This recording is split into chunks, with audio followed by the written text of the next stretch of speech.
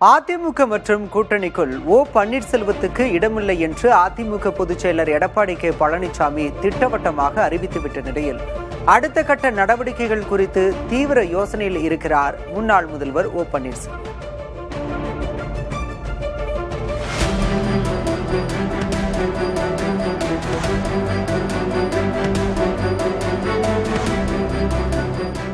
தமிழக அரசியலில் அரை நூற்றாண்டுக்கும் மேற்பட்ட கள அனுபவமும் அதிமுகவில் ஒரு பிரிவினர் மத்தியில் செல்வாக்கும் கொண்டிருப்பதால் தேர்தல் களத்தில் குறிப்பிடத்தக்க அரசியல் சக்தியாகவே முன்னாள் முதல்வர் ஓ பன்னீர்செல்வம் பார்க்கப்படுகிறார். அதிமுக செல்வாக்கு செலுத்தும் பாரம்பரிய வாக்கு வங்கிகளில் ஒன்றான முக்குலத்தோர் சமூக வாக்குகளை ஈர்க்கவும் பன்னீர்செல்வம் உதவியாக இருப்பார் என்று அரசியல் விமர்சகர்கள் கருதுகிறார்கள். தமிழ்நாட்டில் குறைந்தது 50 தொகுதிகளில் சுமார் 8 விழுக்காடு வாக்குகளை கொண்ட முக்குலத்தோர் சமூக வாக்குகளை ஈர்ப்பதில் நீண்டகாலமாக அதிமுகவே செல்வாக்கு செலுத்தி வந்தது.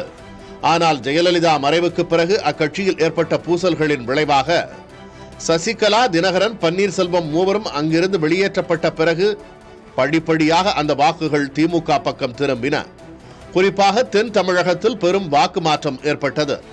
இதனை உணர்ந்து அதிமுக ஒருங்கிணைப்பு முயற்சியை வலியுறுத்தி வந்தது பாரதிய ஜனதா கட்சி. ஆனால் இந்த தலைவர்களை சேர்ப்பது கட்சியை எதிர்காலத்தில் நாசப்படுத்தும் என்று கருதினார் அதிமுக பொதுச் செயலர் பழனிசாமி.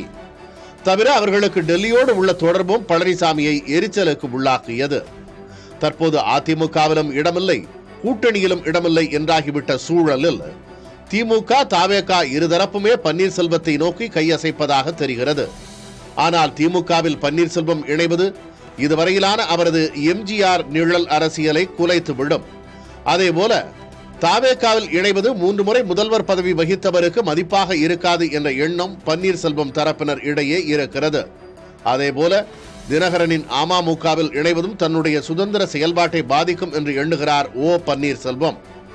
இத்தகைய பின்னணியில் தனி கட்சி தொடங்கி திமுக அல்லது தவேகாவுடன் கூட்டணி அமைக்கலாம் என்ற யோசனை அவரது ஆதரவாளர்களிடம் பரவலாக பேசப்படுகிறது. இதில் தவேகாவை நோக்கி அவர் நகரும் வாய்ப்பே அதிகம் உள்ளதாகவும், ஜனவரி 17 எம்ஜிஆர் பிறந்த நாளன்று தன்னுடைய புதிய கட்சியை அவர் அறிவிப்பார் என்றும் தகவல்கள் தெரிவிக்கின்றன. திமுக எதிர் அதிமுக அரசியலில் அதிமுக இடத்தில் தன்னை நிறுத்திக் கொள்வதில் மிகுந்த முனைப்போடு இருக்கும் தவேக எம்ஜிஆர், ஜெயலலிதாவின் செல்வாக்கை வரித்துக் கொள்ள பன்னீர்செல்வம் பெருமளவில் உதவுவார் என்று நம்புகிறது. ஏற்கனவே நான் சொல்லிவிட்டேன், தை பிறந்தால் வழி பிறக்கும் என்று. தை பிறக்கும், அதுவே பொறுமையாக இருக்கு. பன்னீர்செல்வத்தின் முடிவு ஜனவரி 17 தெரிய வரும் என்பதையே தை பிறந்தால் வழி பிறக்கும் என்று அவர் வெளிப்படுத்தி இருப்பதாக கூறுகிறார்கள் அவருடைய ஆதரவாளர்கள்.